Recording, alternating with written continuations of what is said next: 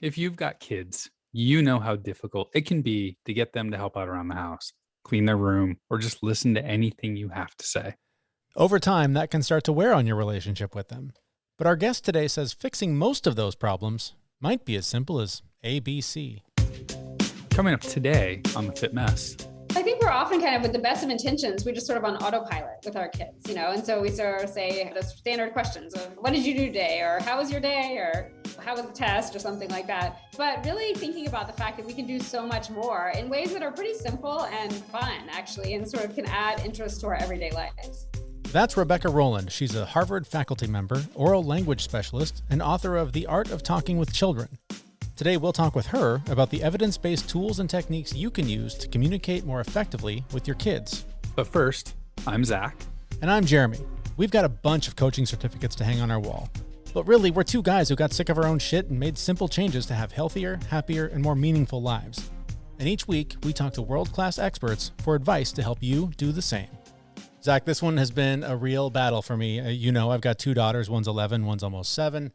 Getting them to listen to anything I have to say is a constant struggle, usually because they're on the tablet or buried deep in a book or something. Making them understand as they get older that we need more of their help around the house seems impossible. I can't promise we're going to solve any of those puzzles today, but we'll at least pick up a few of the pieces that might help. Am I alone here? Is everything perfect in your world? Your daughter listens to every word you say and does everything you tell her to do exactly when you tell her to do it?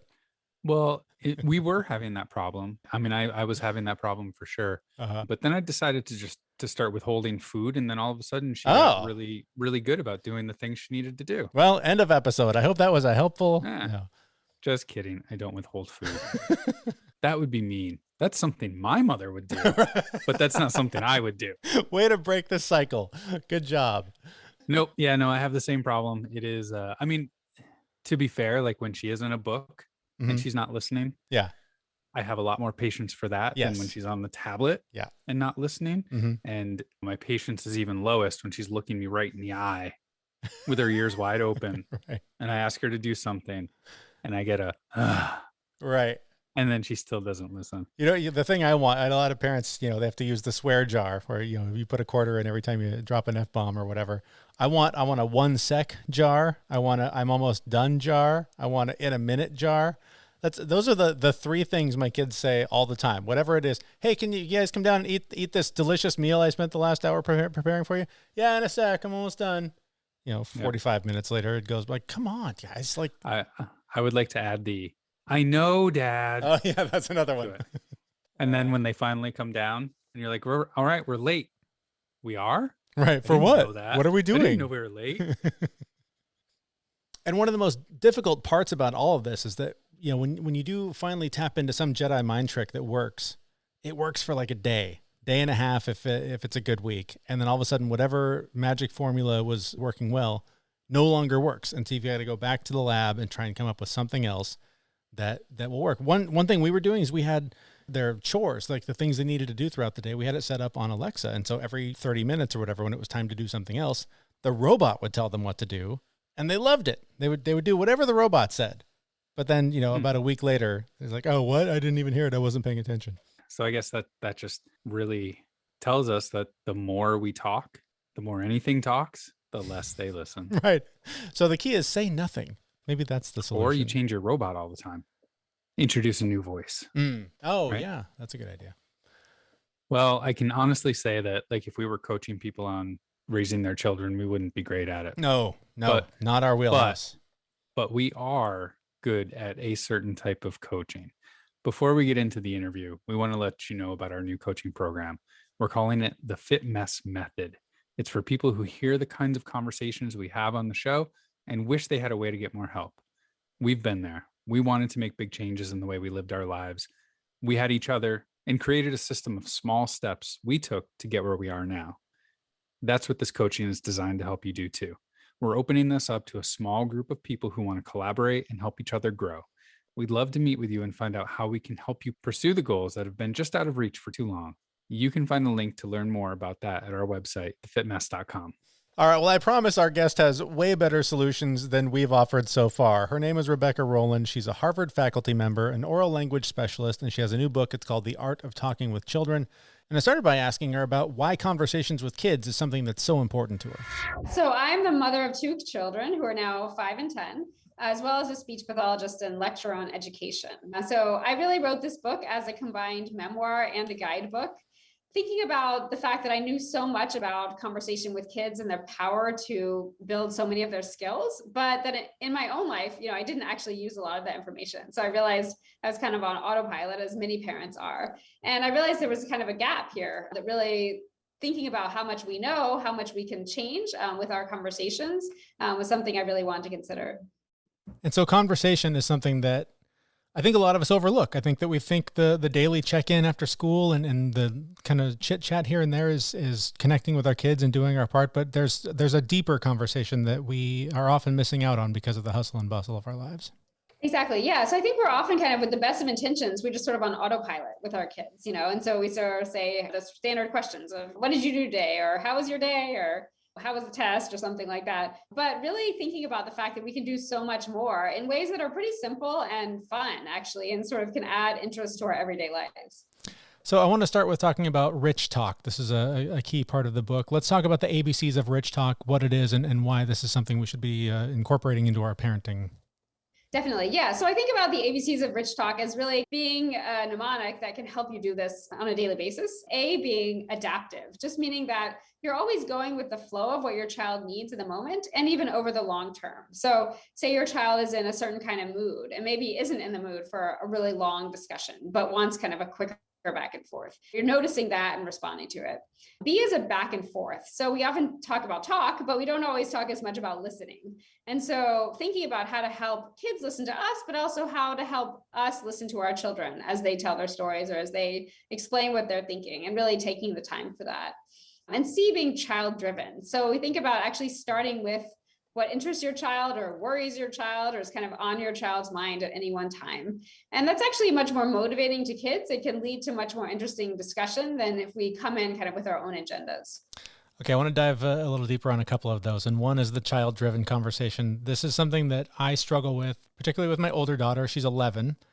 And there are times when the stories she's telling me or the things she's talking about that she's interested in is a completely other language to me. And so then I feel dumb and I feel bad because I'm asking a lot of questions, but I am interested and I'm trying to get to the heart of what is it that she's really sharing with me. Because it's not about building the thing in Minecraft that she's so excited about, but there's something that she's trying to connect with me there.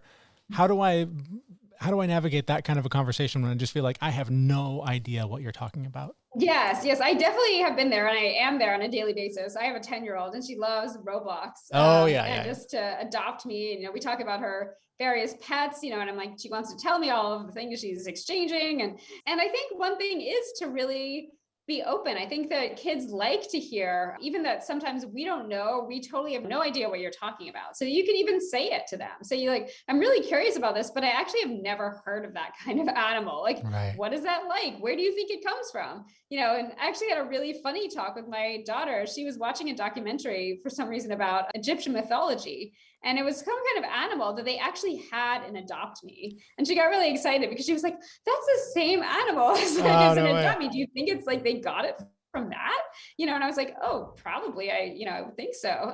But that's actually just so fun, I think, to be able to say you don't know everything, to say like, let's explore this together, and to realize that kids can learn more, but you can learn more too. And that's an okay thing. And I think modeling that is so important too.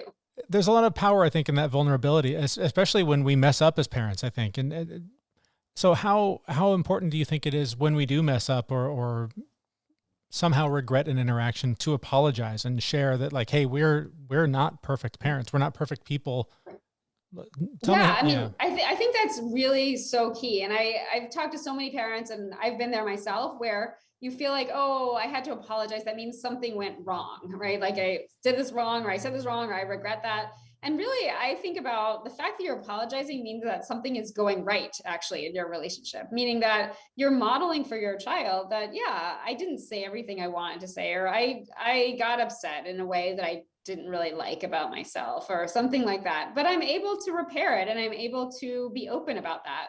And there isn't this sense of a power dynamic where I'm always right and you're the one that was having the problem. But we can turn it both ways. And that doesn't mean, like to be apologizing nonstop, but to recognize that there are these moments that you can tell your child, well, I wish that had gone differently. And even offers a chance to say, well, can we try that again? Can I try it? Can I try it differently? It didn't come out the way I wanted to.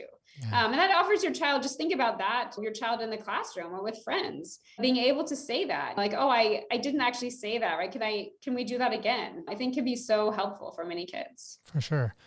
Getting into the back and forth, you mentioned in the book the thirst for the chance to process thoughts and emotions through back and forth dialogue, perhaps with us as their parents, but perhaps with others, their friends and others. But one thing that I think is funny is, I watch my kids interact with their friends, particularly on Messenger, because we've all been, having to remote connect with everybody. Yes. My kids, maybe this is a generational thing, I don't know, but their interaction in those platforms is a lot of sharing pictures, sharing wacky things. There's almost no dialogue, but they will be on the screen with that person for like a half an hour. Right. As a parent, am I missing an opportunity to teach them to connect in a deeper way? Or is that just sort of how they communicate and I should step aside and let that be?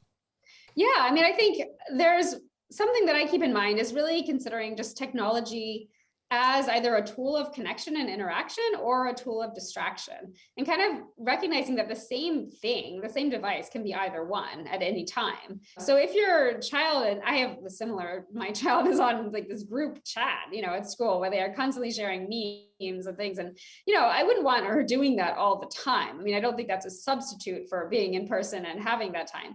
But I do think that we don't need to say visual information is information also, and so I don't think we need to say, well, please do it in words, or please don't text with your text language, use full sentences.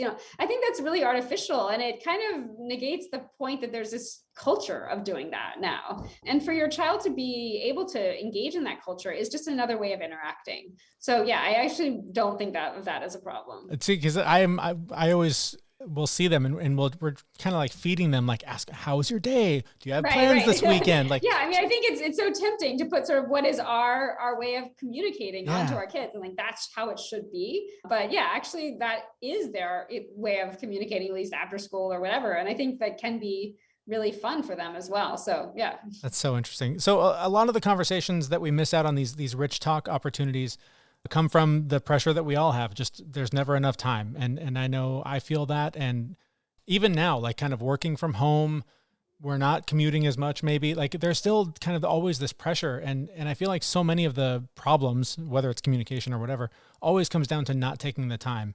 So how do we cultivate that? How do we put that into our heads to really just take a step back and clear enough time for a meaningful conversation? Yeah, so I think one thing you talk about is so key. It's just recognizing that first, we are under a lot of pressure and we have a lot of demands, and that sometimes it's just not going to be possible to sit and have this kind of meaningful conversation, and you don't need to feel bad about it. So I think sometimes, say like working parents, and you're trying to get something done and your child is asking you to do something, for example, that's probably not the time to say, okay, I have to drop everything and be here with my child. It's okay to say, well, I need to finish this. I'm going to finish my work. You can do your thing. And then we're going to take the time and come back and have this time. So I think to just be intentional and to really set boundaries and to make sure you do make that time, at least for some part of the day, and not feel bad if you can't make the time all of the time, because no one can do that. We all have our responsibilities. And I think having that guilt about not being there all the time is just adding to the stress. Well, and sometimes it's not even the job. Sometimes, I know in our case, again, I'm not trying to make this a personal therapy session, but here we go. We have two kids, and one definitely at times sort of dominates and needs more. She's younger, so she needs more attention, more hands-on. And the other one I feel like gets neglected. So for other parents like me, how do you walk that line between not neglecting one, but still giving the other the attention that they need? And how do you navigate that? Yes, I definitely relate. So I have a 5-year-old and a 10-year-old. And so a 10-year-old girl who's, pretty independent, and a 5-year-old boy who does definitely need some more hands-on redirection, right, support, et cetera.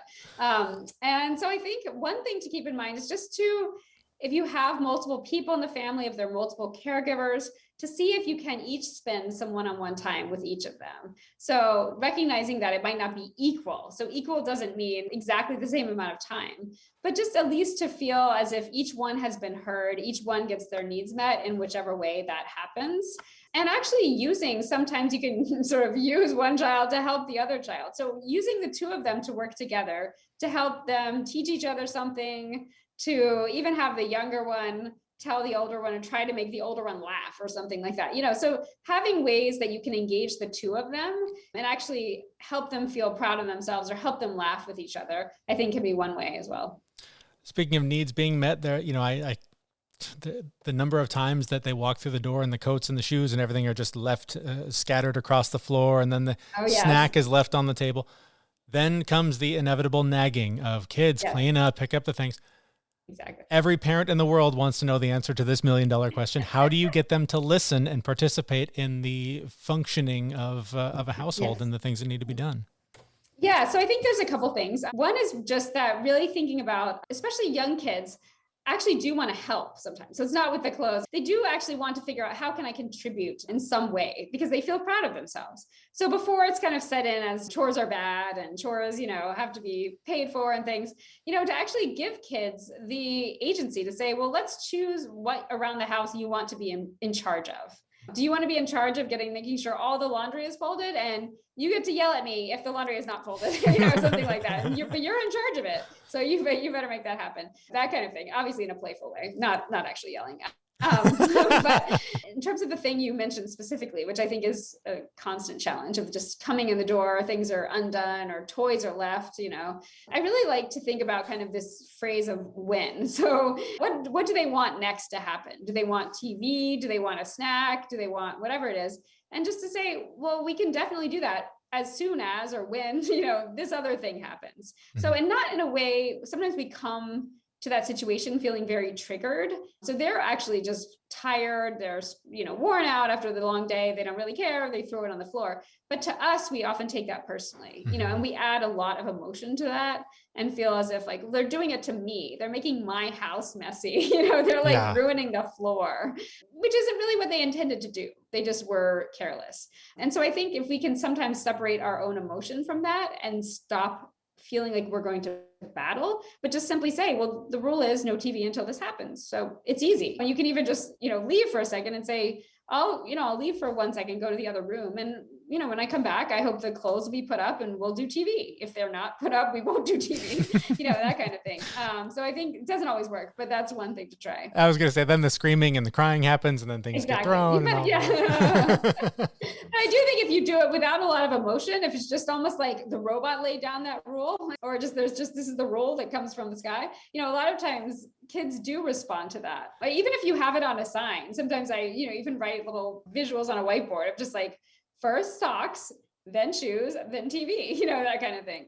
It's funny you mentioned the robot because we have Alexa and we have the timers set up. So every 30 minutes, time for this. And it's funny because it'll work for a day or two. And then all of a sudden, I didn't hear it, or, I was distracted. So it is, it's I think an ongoing challenge as a parent to find ways to reinvent those processes. Exactly. Throughout the week. Kids go through a lot of different stages of development. You talk about early in the book, unlocks the power of quality conversations in the 7 key areas of child development. Can you talk a little bit about those 7 key areas? Yeah. So I really chose these 7 areas because I think they're able to be acted upon. So you can actually work on them through language and conversation, and they're really meaningful for children's thriving. So there are things like children's creativity through play, empathy, their confidence, their social skills, their learning, and even their temperament. So these are things that we can actually work on smoothing or work on enhancing through conversation. And they're things that if you can help master these or help kids with them, really you can set your child on a path to thriving. Again, not to make this about me and my situation, but one of my kids definitely has a struggle with making decisions. And I know I see it in myself. When there are too many options, the paralyzation of that definitely takes over. What advice would you have for parents that are trying to help kids navigate? Even the most inconsequential decisions are just so overwhelming for a lot of kids. How can we walk them through that process and get them to a place where they feel comfortable with their decisions? One thing is to really start with their values and your values. So rather than just saying, well, here's all of these options, if it's something that is important to them, so it's sort of a big decision, you can think about, well, what are our values? What do you care most about? So if it's something like, well, I really want to be successful early on, say, well, it's like, well, let's choose a sport then that you are really good at mastering, versus is it something where you really want a big challenge? Okay, well, let's try something that you've never done before. Then that might be a reason. So kind of coming back to the why. Why do you think that would be better? Why do you think that would be worse? Is one thing. The other is just to help kids kind of pare away some of the options. So it can feel as though just having so many choices obviously can feel overwhelming. So sometimes if we can kind of think about, well, maybe 2 choices or 3 choices, depending on the age of a child, can be much better and easier to work with than say, well, here's all these different options. Kind of like if you're in the grocery store and you have, 15 kinds of cereal, it's hard to pick any one cereal. Yes, for sure. You mentioned the activities that they get involved with. I know a lot of parents feel a need to push them into sports because that's what they did and it built their character and whatever. And then there's other parents that push them into art or whatever. What advice do you have for parents that are trying to figure out how to navigate what's best for what their kid needs and what they think they're going to need down the line based on their experience? Definitely, I think sports and arts and all these activities can bring so many positive things to kids, obviously. So it can bring teamwork, bring the physical abilities, and so on. But at the same time, we want to think about not overdoing it and not really pushing the pressure. So there's a lot of work out there actually suggesting that kids are starting to specialize in sports really early. So doing a lot of these like traveling teams and all of this really, really early. And sometimes they can even get burnt out and even sometimes physically injured just because they're really, really pushing themselves in ways that sometimes their bodies and their emotions aren't meant to handle yet. So maybe even taking a step back, figuring out just kind of how you can check in with your child. So for some kids, that might work really well. So some kids are just really competitive at that age. They really thrive in that environment.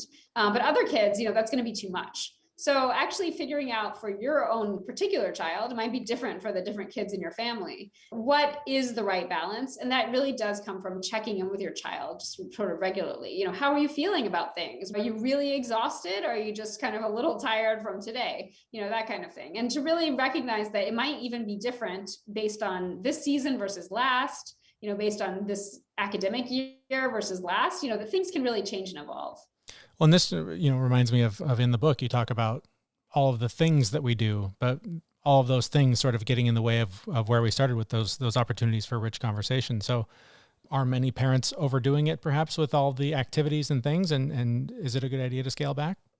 Yeah, I mean, I do think there's a tendency, to focus. It's so easy, I would say in the book too, that like we focus on things often where we can measure them, to say, oh, we got, my child did this in this practice, or they got this medal, or they, achieved this. And that's great to a certain extent. But at the same time, it's really easy to overdo and to focus on not necessarily kind of being with your child or having your child have downtime, but it's more thinking about, well, how much can they achieve and how little time? And actually, what's really interesting is more and more of the brain science is showing that kids and actually adults really need downtime and reflection time in order to learn, in order to rejuvenate, even for their bodies to rest. And so I think we can push too much of the sports, academics, just over structured and not think so much about the benefits of scaling it back. So a lot of the people that we talk to in the show, we imagine that they are in a position where whatever's going on in their life isn't working. So in this case, connecting with their kids, they want a deeper connection. They want to be closer.